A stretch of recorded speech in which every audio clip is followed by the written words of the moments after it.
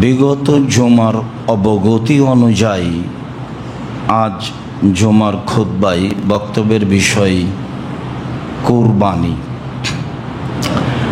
কুরবানি নিয়ে আমরা এক গুরুত্বপূর্ণ সংক্ষিপ্ত তথ্যবহল বিবরণের চেষ্টা করব ইনশাআল্লাহ। আমরা মনে করব বিষয়টি অতীব গুরুত্বপূর্ণ হবে। আমরা আশা করছি ইনশাআল্লাহ বিষয়টি হবে একেবারেই সম্পূর্ণরূপে গ্রহণীয়, শরীয়ত সম্মত, যাতে কোনো চিন্তা ভাবনা বা বিবেচনা বা কী করা যায় এরকম কোনো সুযোগ থাকবে না ইনশাআল্লাহ। কোরবানি শব্দটি কুরব থেকে নির্গত হয়েছে, যার অর্থ হলো নৈকট্য লাভ করা, আল্লাহর সন্তুষ্টি অর্জন করা। যেসব বড় বড় বিষয়ে আল্লাহকে বেশি সন্তুষ্ট করা যায়, যেগুলি জান্নাত পাওয়ার বড় বড় মাধ্যম, তার একটি বড় মাধ্যম কুরবানি। যদিও কুরবানি ফরজ নয়, তবুও আল্লাহকে সন্তুষ্ট করার একটি বড় মাধ্যম।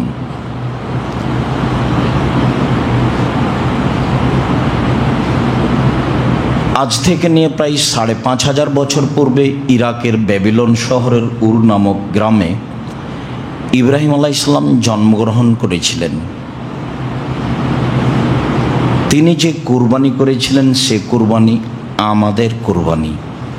তবে কুরবানি প্রথা আদম আলাইহিস সালাম থেকেই চালু রয়েছে। এ ব্যাপারে আল্লাহ তাআলা বলেন, ওয়াতলু আলাইহিম নাবা ইবনাই আদম বিল হক। মুহাম্মদ সাল্লাল্লাহু আলাইহি সাল্লাম আপনি আদমের দুই ছেলের ঘটনাটি মানুষের সামনে পড়ে পরিবেশ করুন। ঘটনা সত্য। তারা দুই ভাই আল্লাহর নিকটে কুরবানি পেশ করেছিল। তাদের দুইজনের একজনের কুরবানি কবুল হয়েছিল, অপরজনের কুরবানি কবুল হয়নি।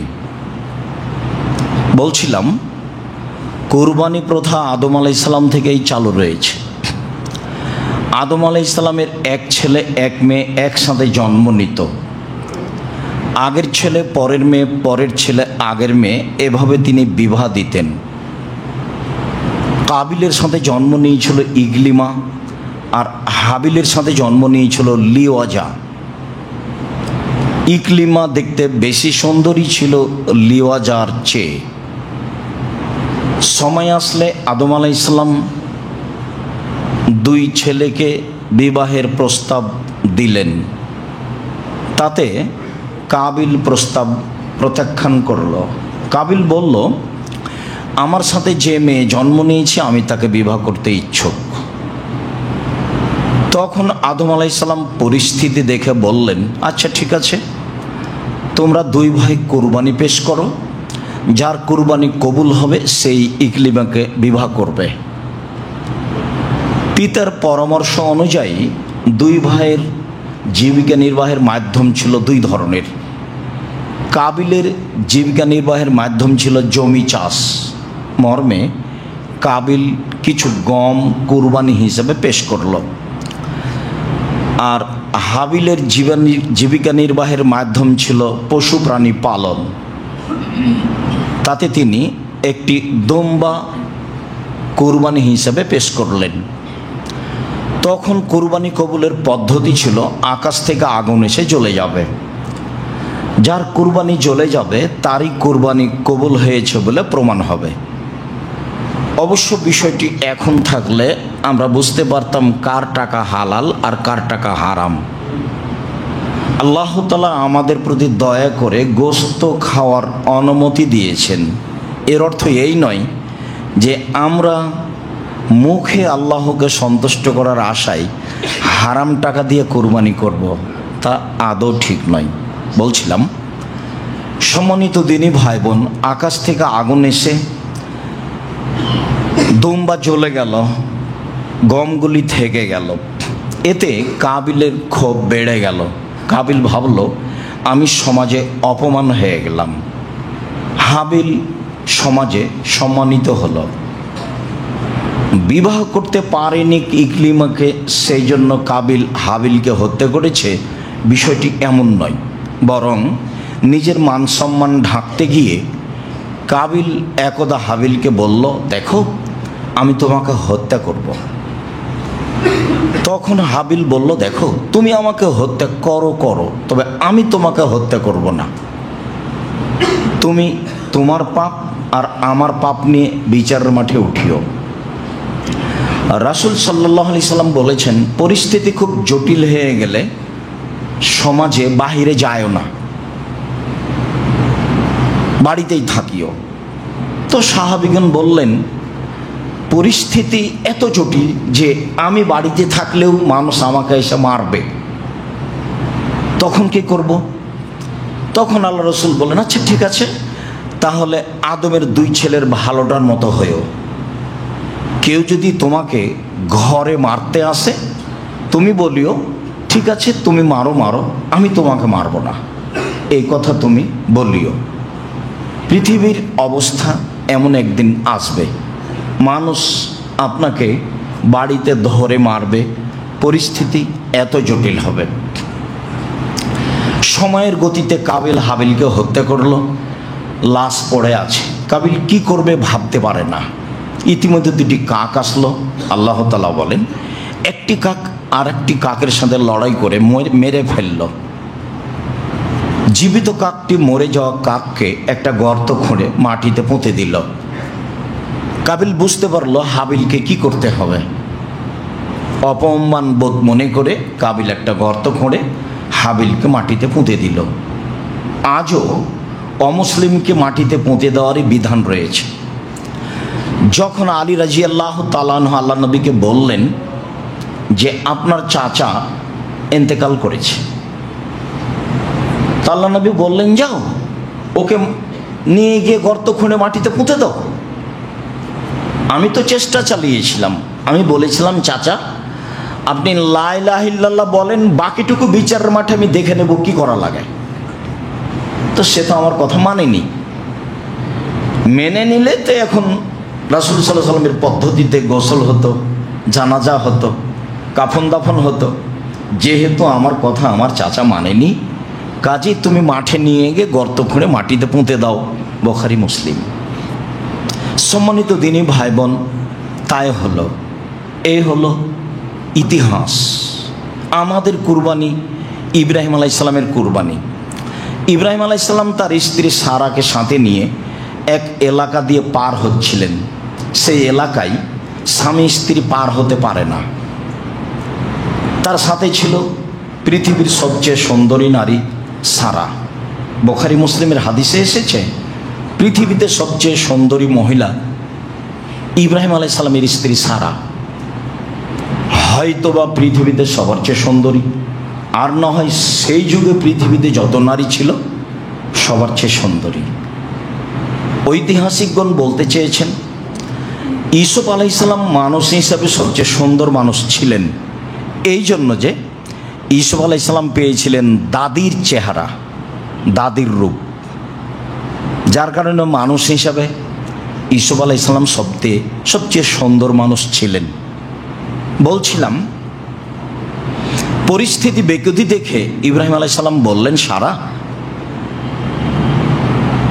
তোমাকে যদি জিজ্ঞাসা করে এইটা কে, তাহলে তুমি বলিও এটা আমার ভাই। আমি কিন্তু তাদেরকে বলেছি তুমি আমার বোন।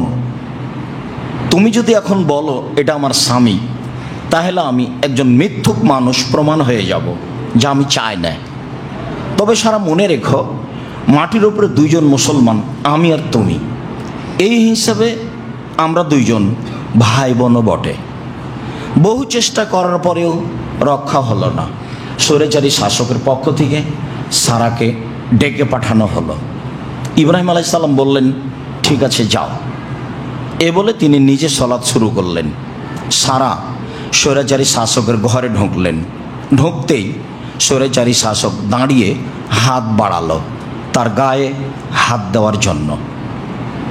সারা বললেন, থামেন, আগে ওযু হবে, 2 রাকাত সালাত হবে, তারপরে কোনো কথা। তিনি ওযু করলেন, 2 রাকাত সালাত আদায় করলেন, তারপরে আল্লাহকে বললেন, আল্লাহুম্মা, হে আল্লাহ, ইন কুনতু আমানতু বিকা ওয়া বিরাসূলিকা, আমি যদি তোমাকে আল্লাহ বলে মেনে নিয়ে থাকি, আর তোমার নবী ইব্রাহিমকে বলি না আমি স্বামী, আমি বলছি তিনি নবী, আমি যদি তাকে নবী বলে মেনে নিয়ে থাকি, আর আমার জীবনে যদি আমার লজ্জার স্থান আমার স্বামী ছাড়া কাউকে ব্যবহার করতে না দিয়ে থাকি, এই কথা 3টে যদি সত্য হয়, ফালা তুসাল্লে তালায়াল কাফেরা, তাহলে নির্জনে এই স্বৈরাচারী শাসক যেন আমার গায়ে হাত লাগাতে না পারে। যা বললেন তাই হলো, দেরি হলো না। অজ্ঞান হয়ে স্বৈরাচারী শাসক মাটিতে পড়ে গেল, পা ছড়াতে লাগলো, মারা যাবে। সারা দেখলেন বেগতি, মারা গেলে আমরা স্বামী স্ত্রী মানুষ হত্যা করেছি বলে আটকা পড়ব। তখন তিনি বললেন, আল্লাহ, একে বিপদ থেকে বাঁচাও, আমাদেরকেও বাঁচাও। স্বৈরাচারী শাসক ভালো হয়ে গেল, আবারও অন্যায়ের জন্য হাত বাড়ালো। সারা আবারও বললেন পূর্বের কথা, ঘটনা তাই হলো। বারবার যখন 3 বার হয়ে গেল, তখন স্বৈরাচারী শাসক বলল, এই কে আছো? তোমরা তো একে আমার কাছে পাঠিয়েছে, তো মানুষ নয়, এ তো শয়তান, তোমরা একে নিয়ে যাও। আর ইব্রাহিমকে, হাজেরা নামে মেয়েটিকে দাসী হিসেবে, কাজের মানুষ হিসেবে উপঢৌকন দান করে দাও, উপঢৌকন দিয়ে দাও। বলল খারাপ, ফলাফল ভালো। তো সম্মানিত দিনী ভাই বোন, ইনি সারা। এমন কোনো পৃথিবীতে দিনী বোন আছেন যে বিপদে পড়লে এভাবে বলতে পারবেন? দেখেছেন কেমন সাহস, ইমানের কত গতি। বলছেন, আমি যদি তোমাকে বিশ্বাস করে থাকি, আমি যদি ইব্রাহিমকে নবী বলে মেনে নিয়ে থাকি, আমার জিন্দেগিতে আমার লজ্জার স্থান আমার স্বামী ছাড়া কাউকে ব্যবহার করতে না দিয়ে থাকি, কথা ঠিক হলে এই নির্জনে এই লোকজন আমার গায়ে হাত লাগাতে না পারে। এটা তার জোরালো দাবি, বুখারী মুসলিমের হাদিস। হাতে হাতে অজ্ঞান হয়ে গেছে। দেখুন, আপনি যাওয়ার সময় একটা বই নিয়ে যাবেন, উপদেশ। উপদেশ বই একটা আলোচনা আছে আল্লাহ ভরসা, বিবরণগুলি দেওয়া আছে কোরআন মাজিদ থেকে এবং বুখারী মুসলিম থেকে। জীবনে চেষ্টা করেছি মানুষের কাছে সঠিক ধর্ম পৌঁছানো, চেষ্টাতে ত্রুটি করেছি, তা আমার মনে বলে না। যদি ভুল হয়ে থাকে তাহলে চেষ্টাই ভুল হয়েছে, আর যদি ভুল না হয়ে থাকে তাহলে যা বলেছি, যা লিখেছি তা সত্য বলেছি, সত্য লিখেছি। কোনো স্বার্থ দিয়ে কোনো কাজ করিনি বলে আমার দৃঢ়তা। যাক, সারা হাজেরাকে সাথে নিয়ে স্বামীর কাছে চলে গেলেন।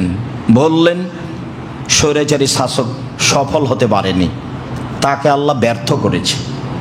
সে একটা কাজের মেয়ে দাসী হিসেবে হাজেরাকে সাথে দিয়েছে। 3 জন মানুষ চললেন স্বদেশে, বসবাস করতে লাগলেন। এক পর্যায়ে হাজেরা সারাকে বললেন, হাজেরাকে বললেন, হাজেরা, আমাদের তো কোনো ছেলে মেয়ে নেই, তুমি তো দাসী হিসেবে আসো, তো তুমি আমার স্বামীর সাথে বিবাহ বন্ধনে আবদ্ধ হও, যদি আমাদের কোনো ছেলে মেয়ে হয় ভালো হবে। তো হাজেরা বললেন, দেখেন আপা, যা আছি ভালো আছি, বিবাহ হলে ভালোবাসায় ফাটাল ফাটবে, তখন আমরা টিকতে পারবো না, এমনিতেই থাকি।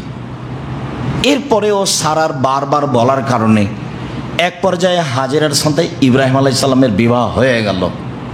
এতে জন্ম নিল ইসমাইল আলাইহিস সালাম। পরিস্থিতি যা হওয়ার তাই হলো। 2 জনের মধ্যে, হাজেরা ও সারার মাঝে গণ্ডগোল দেখা দিল। পরিস্থিতি দেখে ইব্রাহিম আলাইহিস সালাম দুধের বাচ্চা ইসমাইল এবং স্ত্রী হাজেরাকে নিয়ে চললেন সৌদি আরব, কাবা ঘরের পানে। কিভাবে গেলেন লম্বা পথ, ইরাক ফিলিস্তিন থেকে, আল্লাহই ভালো জানেন। ফাওয়াজাহুমা ইন দা দাওহাতা ফাওকা জামজামা আলাল মসজিদে, দুধের বাচ্চা ইসমাইলকে এবং স্ত্রী হাজেরাকে কাবা ঘরের পাশে জমজম কূপের উপর পাকুড় গাছের নিচে রেখে দিয়ে উল্টা মুখে চললেন, কিছু না বলে। পিছে পিছে স্ত্রী হাজেরা হাঁটতে লাগলেন আর বলতে লাগলেন, আয়না তাজহাব ইব্রাহিম, ইব্রাহিম কোথায় যাচ্ছেন? আয়না তাজহাব ইব্রাহিম, ইব্রাহিম কোথায় যাচ্ছেন? আয়না তাজহাব ইব্রাহিম, ইব্রাহিম কোথায় যাচ্ছেন? অতাতরকুনা বিহাজলাতি আল্লাযী লাইসা ফিহি শাই, এমন একটা উপত্যকায় ছেড়ে যাচ্ছেন যেখানে মানুষ তো নেই, ঘাস পাতাও নেই। আপনি তো আমাকে কিছু বলবেন, কিছু বলবেন না আমাকে? না, ঘুরেও দেখছেন না, কিছু বলছেনও না। নিরুপায় হয়ে স্ত্রী বলছেন, আল্লাহ আমারা কাহা যা, আল্লাহ কি আপনাকে এইভাবেই চলে যেতে বলেছেন? যেখানে মানুষ নাই, যেখানে ঘাস পাতা নাই, সেখানে আপনি আমাকে ছেড়ে যান কিভাবে? এটা কেমনে হয়? আল্লাহ কি আপনাকে এভাবেই চলে যেতে বলেছেন? ইব্রাহিম আলাইহিস সালাম ওই দিকে মুখ করে বললেন, নাম, আমার কিছু করার নেই, তিনি এভাবেই চলে যেতে বলেছেন। নাম শব্দ ছাড়া, হ্যাঁ শব্দ ছাড়া ইব্রাহিম আলাইহিস সালাম কিছু বলেননি। একটু দূরে গিয়ে সানিয়া পাহাড়ে পৌঁছে কাবা ঘরের দিকে মুখ করে তিনি হাত তুলে দোয়া করে বলছেন, রব্বানা, হে আমার প্রতিপালক, ইন্নী আসকান্তু মিন যুরিয়াতি বিওয়াদিন গায়রি যি যারইন ইনদা বাইতিকাল মুহাররম, আমার পরিবারের কিছু অংশ রেখে দিলাম আমি তোমার কাবা ঘরের পাশে, অথচ কাবা ঘর নেই, কিছুই নাই সেখানে, জমজম কূপও নেই। বুখারী মুসলিমের হাদিসে এসেছে, তিনি রেখে দিলেন জমজম কূপের পাশে, কাবা ঘরের পাশে, জমজম কূপের উপর। তো এবার তিনি হাত তুলে দোয়া করছেন, প্রতিপালক, আমি আমার পরিবারের কিছু অংশ রেখে দিলাম তোমার কাবা ঘরের পাশে, যেখানে মানুষও নেই, যেখানে ঘাস পাতাও নেই। একটু আগে স্ত্রী যে ভাষা বললেন আরবি ভাষায়, সে ভাষা তিনি কোরআনের ভাষায় বললেন আরবি ভাষায়। তখন স্ত্রী বললেন, এদান, আচ্ছা ঠিক আছে, ফালা ইউযায়্যিনুল্লাহ তাআলা, যেহেতু আল্লাহ আপনাকে চলে যেতে বলেছেন, কাজে আল্লাহ আমাকে ধ্বংস করবেন না। কি সাহসে তিনি থাকবেন আল্লাহই ভালো জানেন। এর নাম আল্লাহ ভরসা। কিভাবে থাকবেন, কি খাবেন, সন্ধ্যা হলে কি হবে, বাচ্চা কি খাবে, সেটা বলার কোনো ভাষা নেই। এইদিকে এখন রেখে দিলাম, তবে একটুক যে বাচ্চার পাশে এসে বাচ্চাকে বেগতি দেখে দৌড়িয়ে সাফা পাহাড়ে গেলেন পানির আশায়, ঘুরে আসলেন, মারোয়া পাহাড়ে গেলেন পানির আশায়, ঘুরে আসলেন, 7 বার ঘোরাঘুরি করলেন, কোনো পথ হলো না। নিজের বাচ্চার কাছে আসছে, দেখি কি হতে পারে। বাচ্চার কাছে পৌঁছাপাছি যখন একেবারে পাশে পৌঁছে গেছেন, তখন কে যেন বলছে, কি চান? মানে জিবরাইল বলছেন, আমি পানি চাই, আমার ছেলের অবস্থা এই। তো জিবরাইল আলাইহিস সালাম একটি পায়ের আঘাত করলেন, তখন জমজম পানি ফুটে বের হলো একবারে জোরে। হাজেরা পানি ঠেকানোর চেষ্টা করেছিলেন। মানুষে বলে জমজম মানে ঠেকানো। পানি যদি উনি ছেড়ে দিতেন তাহলে সারা পৃথিবীর সব জায়গায় পানি ছড়িয়ে পড়ত। খায়রুল মায়াল অজিল আরজম মাউ জমজম, পৃথিবীর সবচেয়ে উত্তম পানি হলো জমজম পানি। জমজম পানি খাদ্য, জমজম পানি ঔষধ, এ কথা মুহাম্মদ সাল্লাল্লাহু আলাইহি ওয়াসাল্লাম বলেন। হাদিস বুখারী মুসলিম। বাকি আলোচনা থেকে যাক। ইব্রাহিম আলাইহিস সালাম রেখে চলে গেলেন, অনেক দিন পরে আসলেন, আহাল পরিবার দেখে আসি। ইতিমধ্যে ছেলে বড় হয়ে গেছে, একটু দৌড়াতে পারে।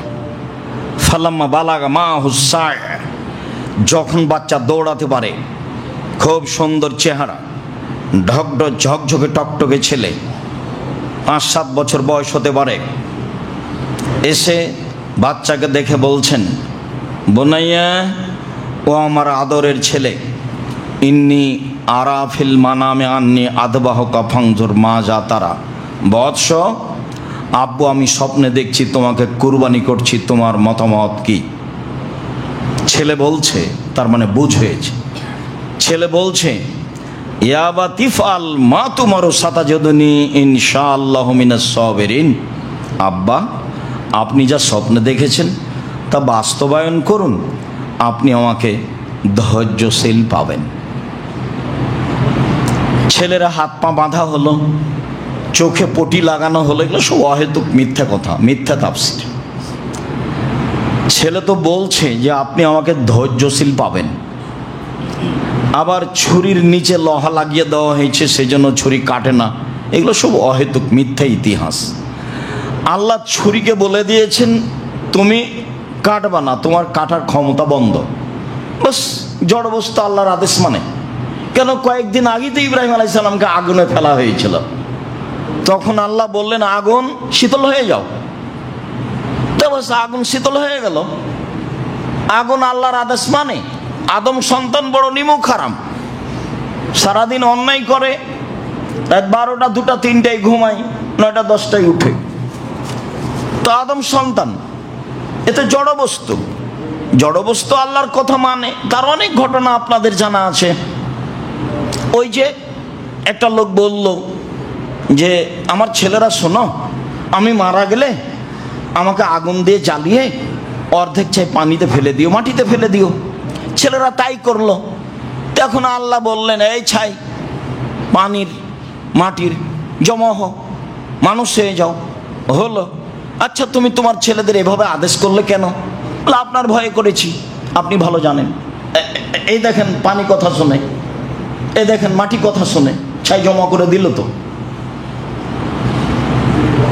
99 জনে 100 জন লোককে হত্যা করে এখন দুনিয়া থেকে বিদায়।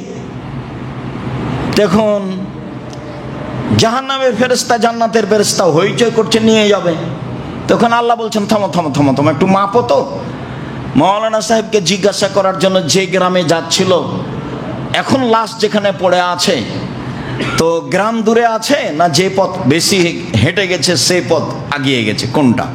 তো মেপে দেখা গেল যে পথ বেশি হয়ে গেছে হেঁটে যাওয়াটা।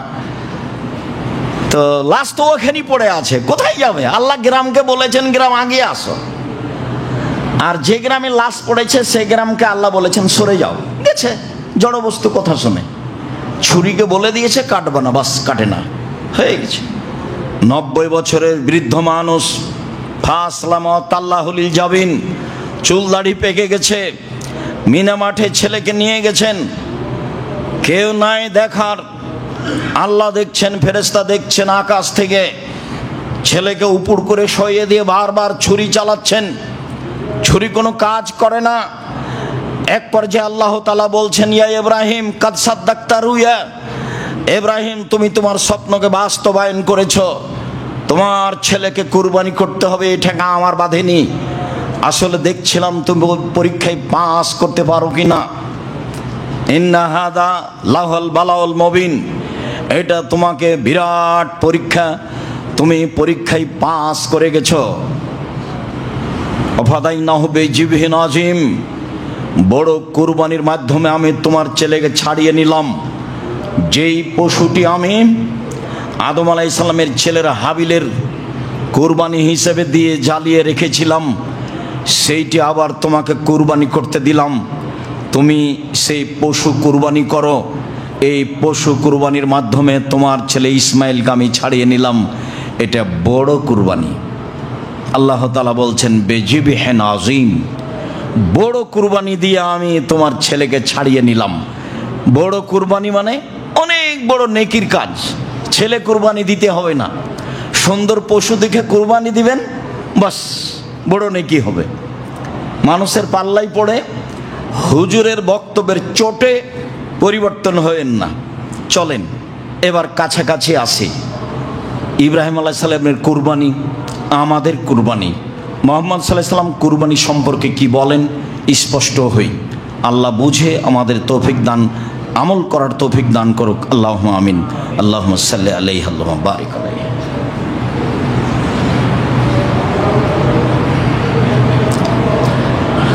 আলহামদুলিল্লাহ ওয়াহদা ওয়াসসালাতু ওয়াসসালামু আলা মান লা নাবিয়্যা বা'দা।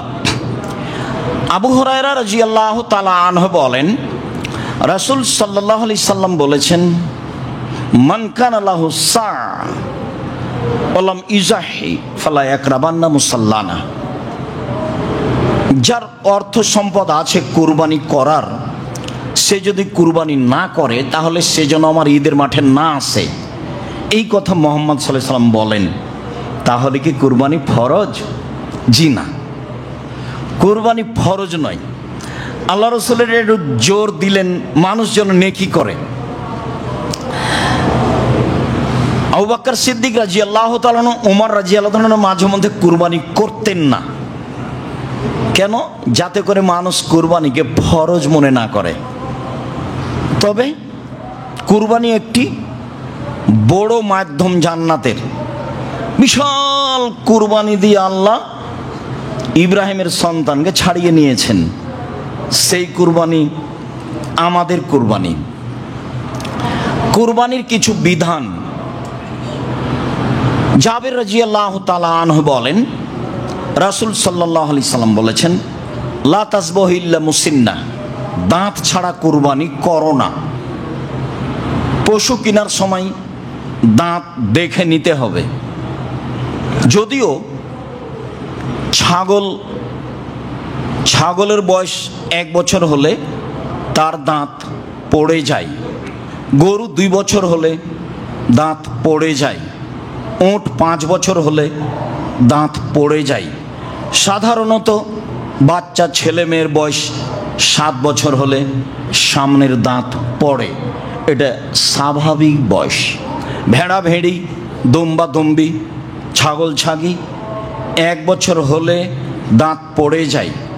দাঁত দেখেই কুরবানি করতে হবে, এ কথাই ঠিক।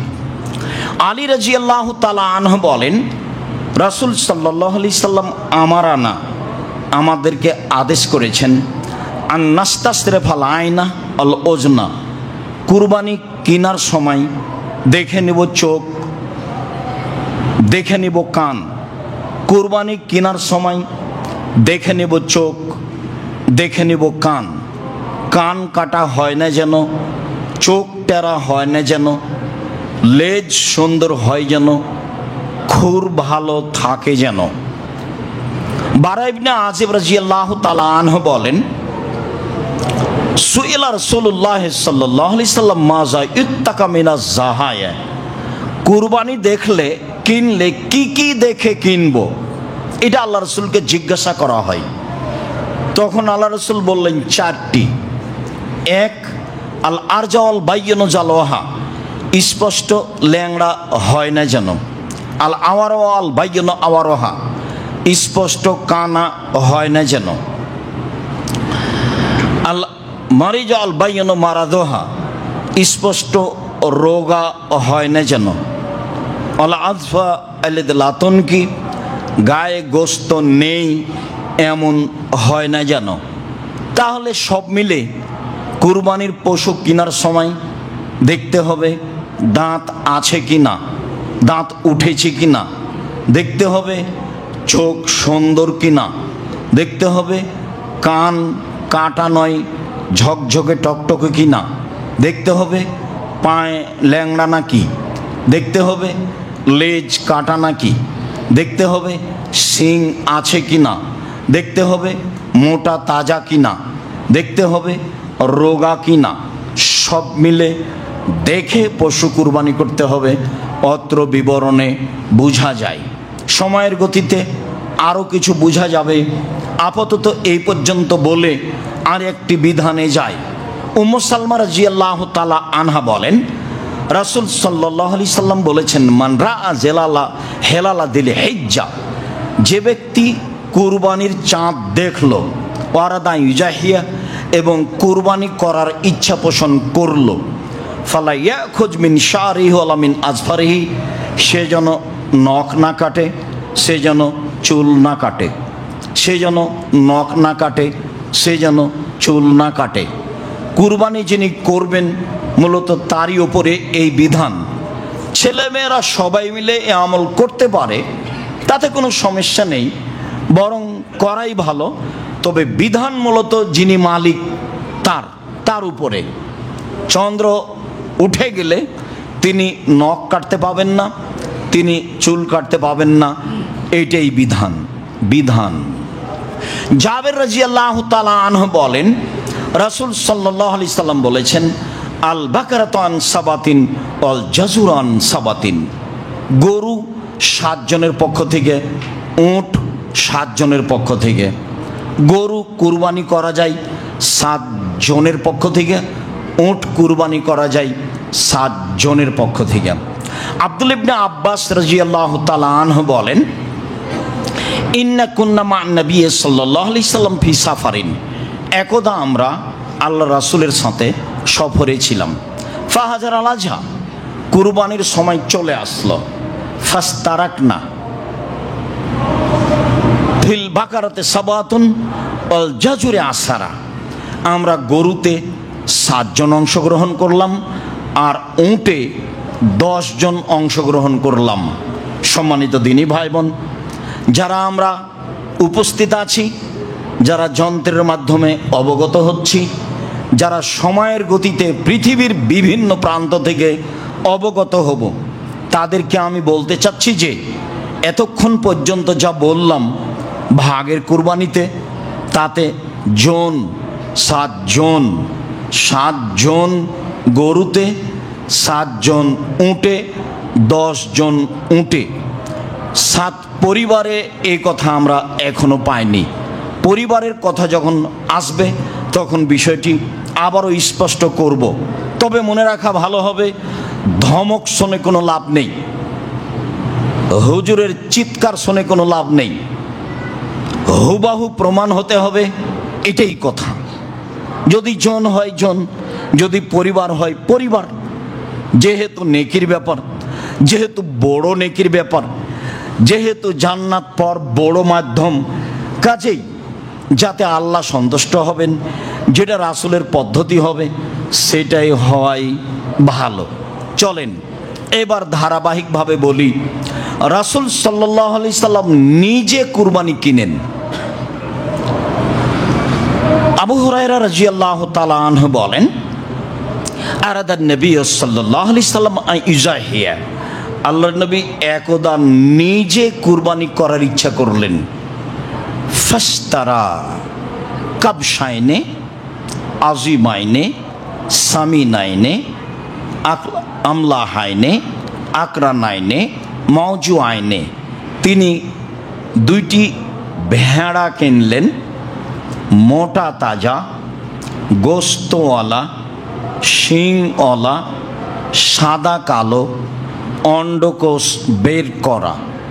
তিনি নিজে 2টা ভেড়া কিনলেন, যা ছিল মোটা তাজা, যা ছিল খুব বড় সাইজের, যা ছিল শিংওয়ালা, যা ছিল সাদা কালো, যা ছিল অন্ডকোষ বের করা।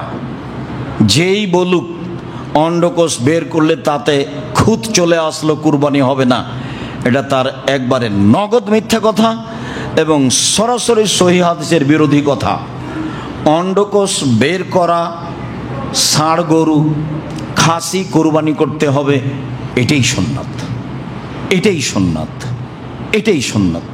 সম্মানিত দিনী ভাই বোন, তারপরে আনাস রাদিয়াল্লাহু তাআলা আনহু বলেন, জাহা রাসূলুল্লাহ সাল্লাল্লাহু আলাইহি সাল্লাম কাবশাইনে। একদা আল্লাহর নবী 2টি ভেড়া কুরবানি করলেন। আমলাহাইনে সাদা কালো, আকরানাইনে সিংওয়ালা। ফাযাবাহু বিয়াদিহি, তিনি নিজে হাতে জবে করলেন। তিনি বিসমিল্লাহ আল্লাহু আকবার বললেন। আনাস বলেন, রাআইতুহু, আমি নিজে দেখলাম। ফাওয়াজা কাদামাহু আলা সাবাইমা, তিনি তার চোয়ালের উপরে, মাথার দিকে চোয়ালের উপরে পা রেখে দিলেন। অন্য বর্ণনায় আসবে ফাজজাহু, ফেলে দিলেন, চোয়ালের উপরে পা রেখে দিলেন। বা চোয়ালটা আসলে গালকে বুঝায়, কিন্তু পরিস্থিতিতে সামনের 2 পাকে বুঝাচ্ছে। 2 পায়ের উপরে পা রেখে দিয়ে জবে করলেন। আমি তাকে তাকিয়ে দেখছি, তিনি জবে করার সময় বললেন বিসমিল্লাহ আল্লাহু আকবার, আল্লাহর নামে, আল্লাহ সবচেয়ে বড়। এই অবস্থা আমি দেখলাম। তিনি নিজে কুরবানি করলেন। এবার তিনি কুরবানি কিনতে বলছেন। আয়েশা রাদিয়াল্লাহু তাআলা আনহা বলেন, আমার রাসূলুল্লাহ সাল্লাল্লাহু আলাইহি সাল্লাম বেকাবশিন, আল্লাহ রাসূল আদেশ করলেন, আনাস একটি ভেড়া কিনে নিয়ে আসো।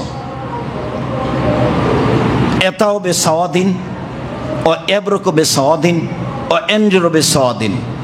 ভেড়া কেনার সময় তুমি দেখবা শিংওয়ালা, কালোতে হাঁটে, কালোতে শয়, কালোতে দেখে। কেনার সময় এটা দেখে, এটা বলে দিচ্ছেন, দেখো যাও একটা ভেড়া কিনো, শিংওয়ালা, কালোতে হাঁটে, কালোতে খায়, কালোতে শয়। মানে কি? পেট কালো। মানে কি? চোখ কালো। মানে কি? পা কালো। তো সব মিলে রঙের মধ্যে কালো ভালো। বিদ্বানগণ বলতে চেয়েছেন যে রহস্য আমরা পূর্ণ উদ্ঘাটন করতে পারি না, আল্লাহই ভালো জানেন। তবে আমরা মনে করছি যে কালো প্রাণী হলে গোশত স্বাদ বেশি হতে পারে, আল্লাহ আলাম।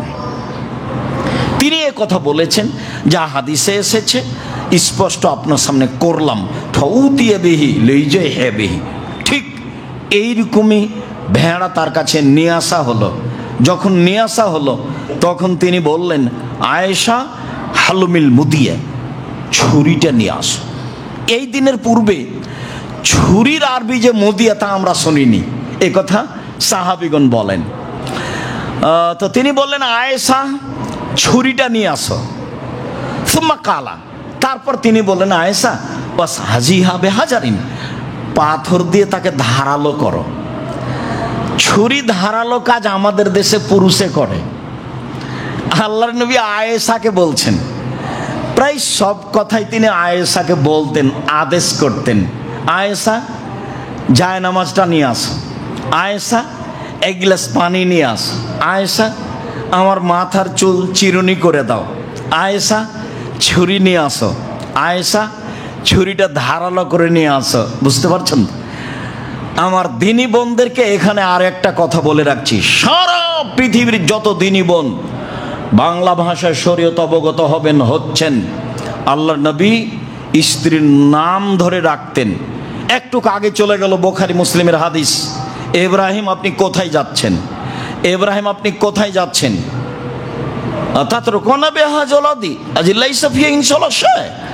আপনি এমন একটা উপত্যকা রেখে যাচ্ছেন যেখানে মানুষজন নেই, ঘাস পাতাও নেই, বারবার স্বামীর নাম ধরে ডাকছেন। তো ইব্রাহিম কি কোনো সাধারণ মানুষ? ইব্রাহিম আমার মত আর আপনার মতো দেশের প্রেসিডেন্ট, দেশের মন্ত্রী। ইব্রাহিম আলাইহিস সালামের কাছে আপনার 5 পয়সা দাম আছে? পৃথিবীর এত বড় মানুষকে তার স্ত্রী বলছেন ইব্রাহিম, মানে স্বামীর নাম ধরে ডাকাই ভালো। কেউ যদি বলে স্বামীর নাম ধরে ডাকলে বেয়াদবি, বেয়াদবি বলাই বেয়াদবি। মানুষের নাম ধরে ডাকতে হবে, এটাই সুন্নাত। দেশের কোন কোন জায়গাতে আছে, কোন মহিলা যদি স্বামীর নাম ধরে ডাকে তাহলে তার স্বামী মারা যাবে, ও স্বামীকে খেয়ে নিলে, ও হলো কুলক্ষণী বউ। এগুলো প্রথা আছে। পরস্পরের নাম ধরে ডাকলে ভালোবাসা, ভ্রাতৃত্ব বাড়ে। দেখেন না, আপনি বারবার বলছেন আয়েশা ছুরিটা নিয়ে আসো, ছুরিটা ধারালো করে নিয়ে আসো। ফাফালাত, তাই করলেন। ফাঁকা যাহা, ভেড়াটা হাতে নিলেন। ওয়াখাজাল কাবসা, ছুরিটা হাতে নিলেন, ভেড়াকে হাতে নিলেন।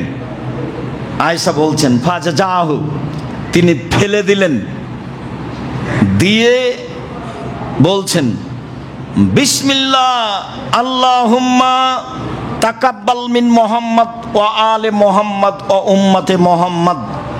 আল্লাহ, তোমার নামে কুরবানি করছি, এটা তুমি কবুল করো মুহাম্মাদের পক্ষ থেকে, মুহাম্মাদের পরিবারের পক্ষ থেকে, মুহাম্মাদের উম্মতের পক্ষ থেকে।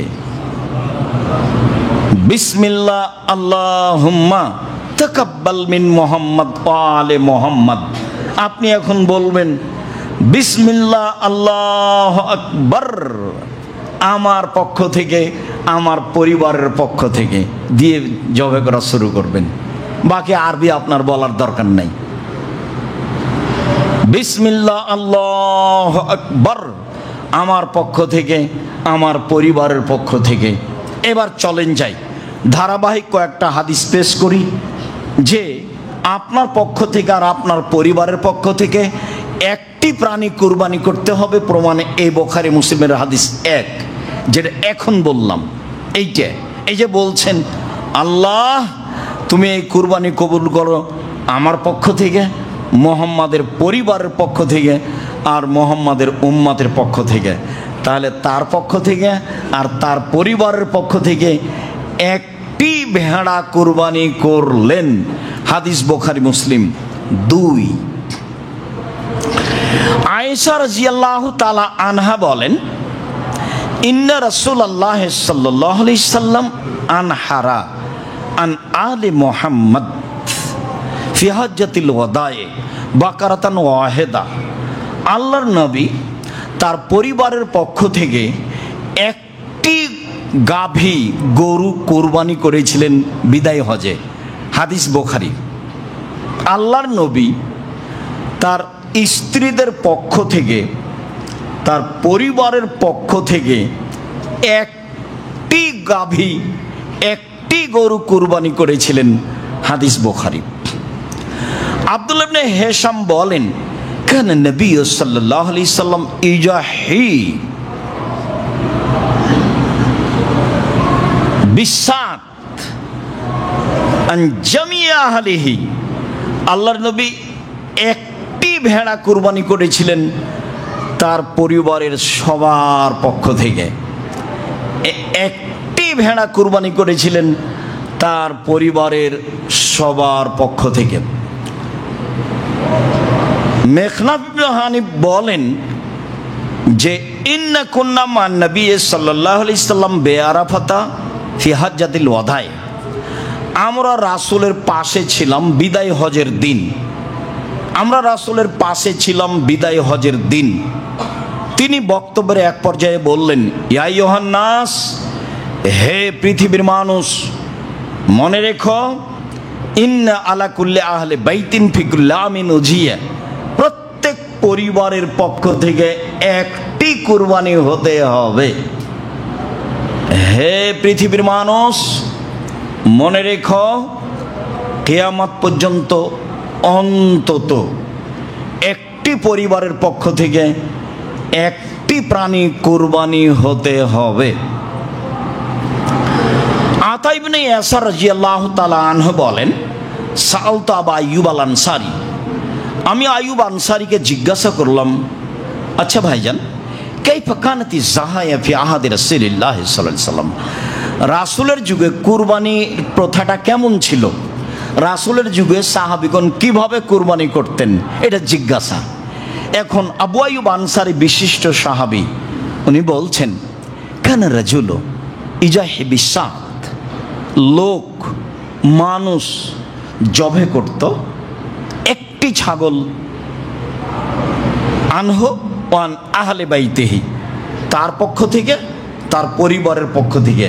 ফায়াকুলুনা ওয়া ইয়াতিমুনা, তারা খেত খাওয়াতো, খেত খাওয়াতো, খেত খাওয়াতো। এখন পর্যন্ত আপনার সামনে 4 থেকে 5টি হাদিস পেশ করলাম, সবই প্রমাণ করে ব্যক্তি ও তার পরিবারের পক্ষ থেকে একটি প্রাণী, ব্যক্তি ও তার পরিবারের পক্ষ থেকে একটি প্রাণী। হজের মৌসুমে তিনি কুরবানি করেছিলেন 100টি উট, 63টি নিজে হাতে করেছিলেন, বাকি আলীকে করতে বলেছিলেন। ওই বুখারী মুসলিমের হাদিসে বোঝা যায়, যেহেতু কুরবানি অনেক বড় নেকির কাজ, যার যেমন টাকা আছে সে তেমন করে নেবে, নেকি হিসেবে 10টা, 2টা, 5টা, একটা, যে যা পারে। সম্মানিত দিনী ভাই বোন, এখানে আর একটু কথা বলার পূর্বে আবারও পিছে ফিরে আসি। পিছে ফিরে এসে বলি, জরুরি কথা যে জরুরি কথা যে ভাগে কুরবানির প্রমাণে কোনো হাদিস নেই।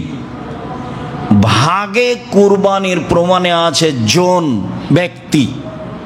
যদিও হাদিসগুলি সফরের সাথে সম্পৃক্ত, সফরের কথা না বললেও ব্যক্তি ও পরিবারের পক্ষ থেকে কোনো হাদিস নেই। এ যাবৎ 1990 সাল থেকে নিয়ে এখন পর্যন্ত 7 পরিবারের পক্ষ থেকে একটি প্রাণী কুরবানি করতে হবে এমন কোনো হাদিস আমরা অবগত হতে পারিনি। এদেশের আহলে হাদিস হিসেবে একজন বড় মাওলানা ছিলেন আব্দুল্লাহিল কাফি আল কুরাইশি রাহিমাহুল্লাহ, জমিয়তের প্রধান ব্যক্তি ছিলেন এবং বড় পণ্ডিত মানুষ ছিলেন। আল্লাহ তাকে মাফ করুক, তার কবরের শাস্তি মাফ করুক, তার কবরকে প্রশস্ত আলোকিত করুক। তিনি বলেছেন একটি গরুতে 7টি পরিবার অংশগ্রহণ করবে এমন কোনো হাদিস অবগত আমি নই। আর আমি আব্দুর রাজ্জাক বিন ইউসুফ সাধারণ মানুষ, একেবারেই সাধারণ। আপনাকে আমি খুব ভালোবাসি। আমার দীর্ঘ 35 বছরের তদন্তে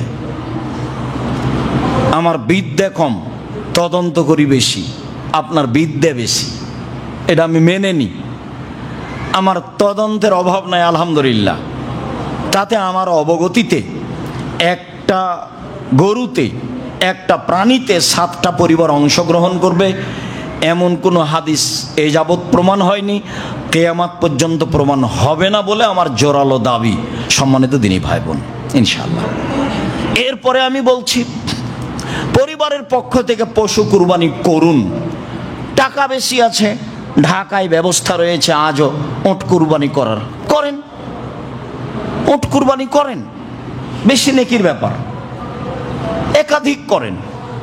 তো টাকা কম আছে, ষাঁড় করেন, কয়েক লক্ষ টাকা দিয়ে বড় মোটা তাজা হৃষ্টপুষ্ট ষাঁড় কিনেন। টাকা কম আছে, খাসি কিনেন। টাকা কম আছে, ছাগি কিনেন।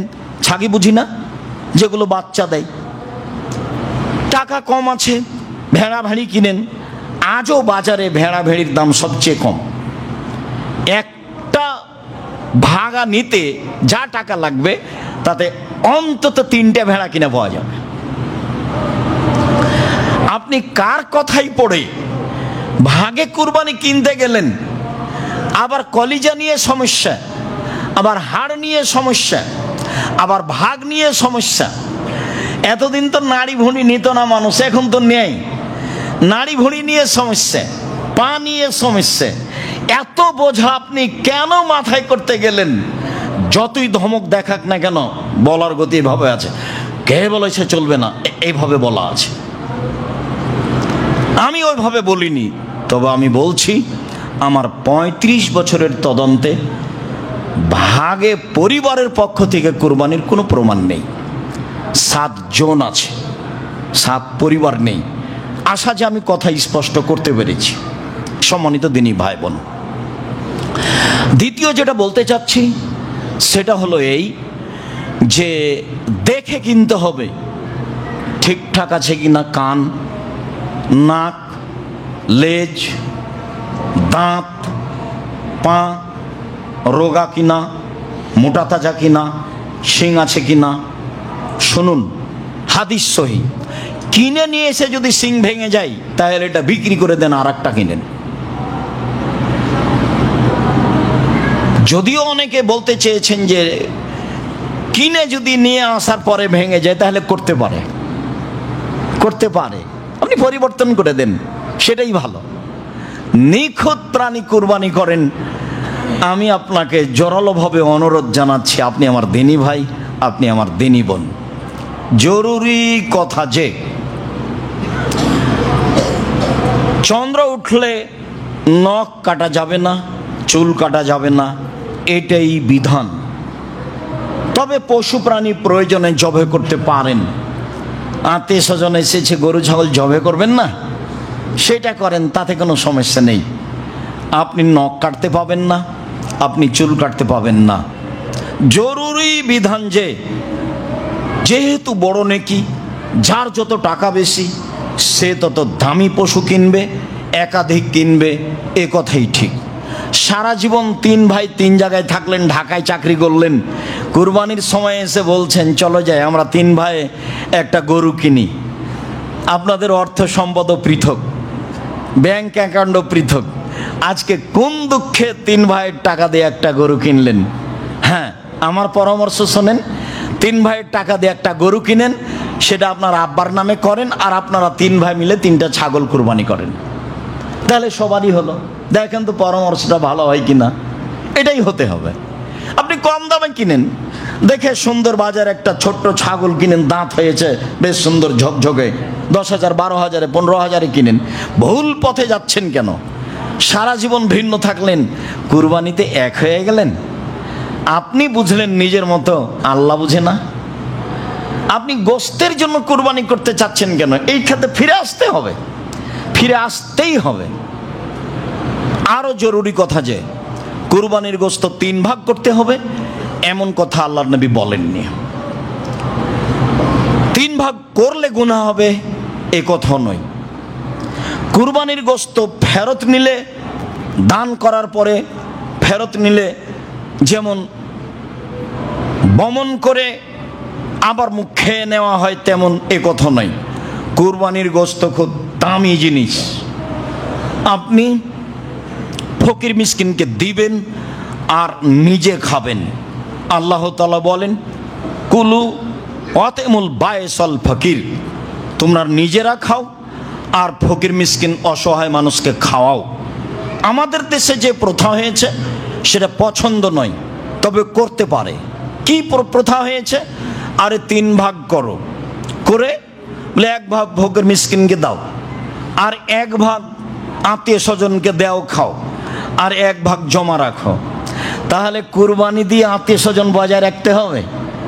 এখন মানুষ প্রথা ধরে নিয়েছে চাঁপাইনবাবগঞ্জের মতো, যে কুরবানিতে জামাইকে দাবাত দিতে হবে, মেয়ের শ্বশুরকে দিতে হবে, ছেলের শ্বশুরকে দিতে হবে, না হলে সবাই বলবে কৃপণ। এটা কেন করবেন? একটা বড় মাছ কিনে আজকে দিয়ে পাঠান, এর নাম হাদিয়া। কেন আপনি এইটা দিয়ে সম্পর্ক বজায় রাখতে হবে, এদিকে গেলেন কেন? হাদিয়া তো আছেই। সম্মানিত দিনী ভাই বোন, কুরবানি দিয়ে আত্মীয় স্বজনের সম্মান রক্ষা করতে হবে, ভুল হিসাব। হাদিয়া দিয়ে আত্মীয় স্বজনের সম্মান রক্ষা করতে হবে, এবং পরহেজগার মানুষকে হাদিয়া দিতে হবে, খাবার জন্য বলতে হবে, এটাই বিধান। বলছিলাম 3 ভাগ করলে গুনাহ হবে কি? জি না। 3 ভাগ না করলে গুনাহ হবে কি? জি না। ভালো, বরং কি করতে হবে? বরং খান আর দিয়ে দেন, খান আর দিয়ে দেন। দেওয়ার মতো যদি মানুষ না থাকে তো 2-1 কেজি দিয়ে সবই রেখে দেন, কোনো সমস্যা নেই। 2-4-5 কেজি রেখে সবই দিয়ে দেন, সমস্যা নেই। বুখারী মুসলিমের হাদিসে এসেছে, আল্লাহ নবী আলীকে বললেন, আলী সব গোস্ত ফকির মিসকিনকে ভাগ করে দাও, ওর চামড়া ভাগ করে দাও, ওর গায়ের যে শীতের দিনে দেওয়ার যে একটা ঝুল, একটা কাপড় ছিল, একটা জিনিস ছিল গায়ে দেওয়া পশুটার, সেটা দিয়ে দাও ফকির মিসকিনকে। হাদিস বুখারী মুসলিম। আলী কসাইকে এখান থেকে গোস্ত দিবা না, কসাইকে টাকা দিয়ে কসাই ডেকে নিয়ে আসো। 2000 থেকে 10,000 লাগুক তাতে আসে যায় না। আজকে অন্তত গোস্ত দিয়ে তাকে খুশি করতে হবে না। হ্যাঁ, আপনি যদি মনে করেন যে আমার বাড়ির কসাই, পাশের কসাইও খুব নিঃস্ব মানুষ, সেটা ভিন্ন জিনিস। আপনি তাকে বলবেন না যে তুমি আমার সাথে কাজটা করে দিলে সেই জন্য এটা দিচ্ছি, এটা আপনি বলবেন না। বলবেন দেখো তুমি গরিব মানুষ, এই যে 2000 টাকা নেও, আর গোস্তটা আমি তোমাকে নিঃস্ব মানুষ হিসেবে দিলাম। কসাই কি দিতে আল্লাহ রাসূল নিষেধ করেছেন? নিষেধের পদ্ধতি বের করতে হবে, নিষেধেই থাকতে হবে। সম্মানিত দিনী ভাই বোন, আমি আপনাকে জিনিসটি বোঝানোর চেষ্টা করেছি।